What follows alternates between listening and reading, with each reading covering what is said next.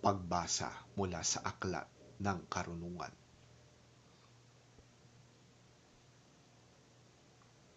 Ang walang kabuluhang pangangatwiran ng masama ay ganito. Tambangan natin ang mga taong matuwid, sapagkat hadlang sila sa ating mga balak.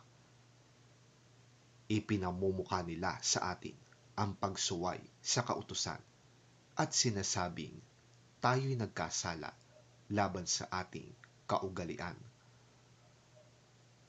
Ipinagmamalaki nilang nakikilala nila ang Diyos at sinasabing sila'y mga anak ng Panginoon. Sila ang nagbibigay sa atin ng mga problema.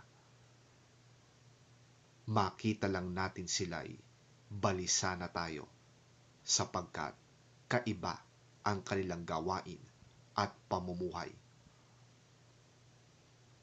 Ang palagay nila sa atin ay mababang-mababa at nandidiri sila sa ating gawain.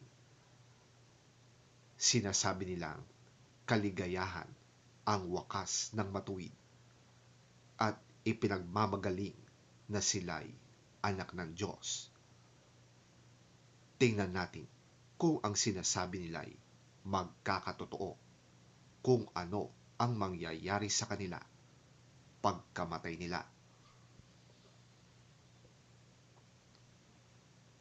Kung ang mga matuwid ay anak nga ng Diyos, sila ay tutulungan niya at ililigtas sa mga kaaway. Subukin natin silang kutsain at pahirapan upang malaman natin kung hanggang saan ang kanilang kabutihang loob at kung hanggang kailan sila makakatagal. Subukin nating ilagay sila sa bingit ng kamatayan dahil ang sabi nila ay iingatan sila ng Diyos. Yon ang pangangatwiran ng masasama, ngunit sila'y nagkakamali sapagkat binubulag sila ng kanilang kasamaan.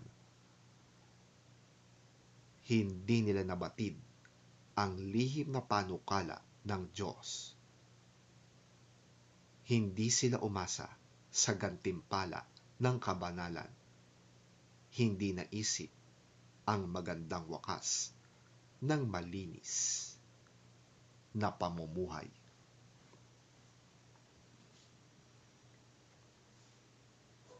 Ang salita ng Diyos. Salamat sa Diyos. Ang mabuting balita ng Panginoon ayon kay San Juan. Papuri sa iyo, Panginoon.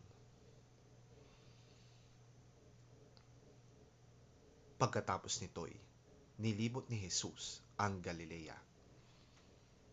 Iniiwasan niya ang Judea dahil nais siyang patayin ng mga pinuno ng mga Hudyo roon.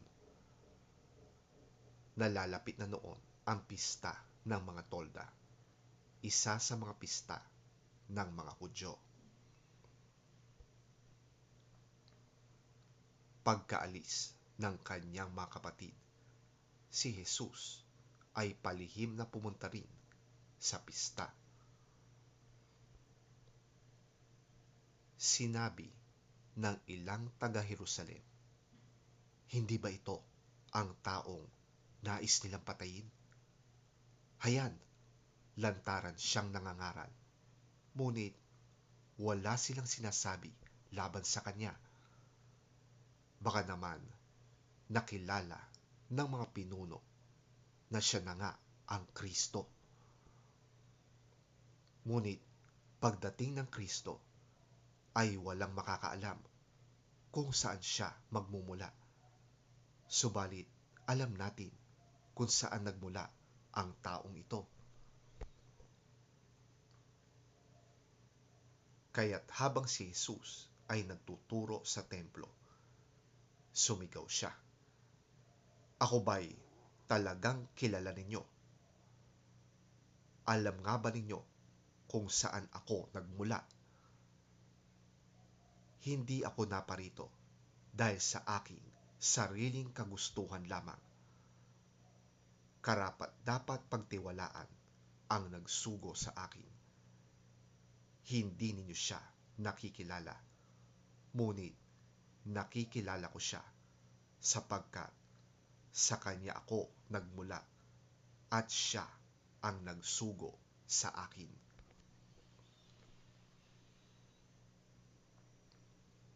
Nais na siyang dakpin ng ilang naroroon, ngunit walang nangahas sapagkat hindi pa dumarating ang tamang panahon.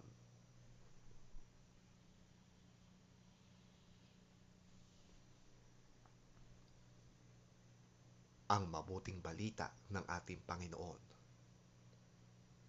Pinupuri ka namin, Panginoong Hesukristo.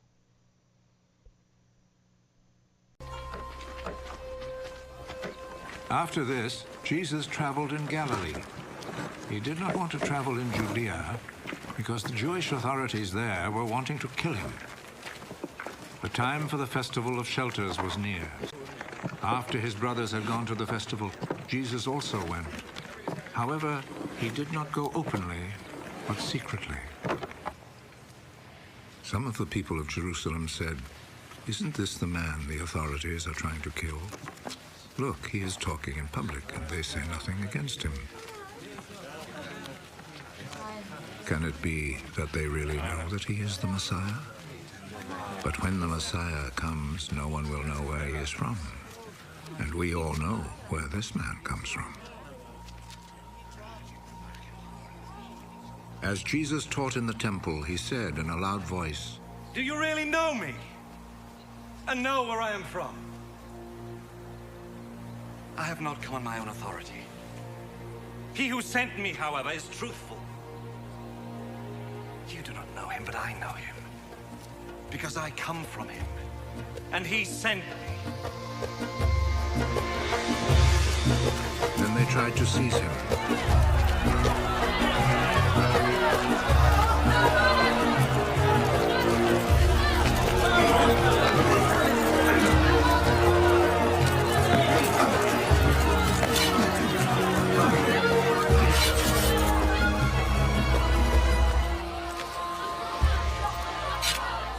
But no one laid a hand on him, because his hour had not yet come.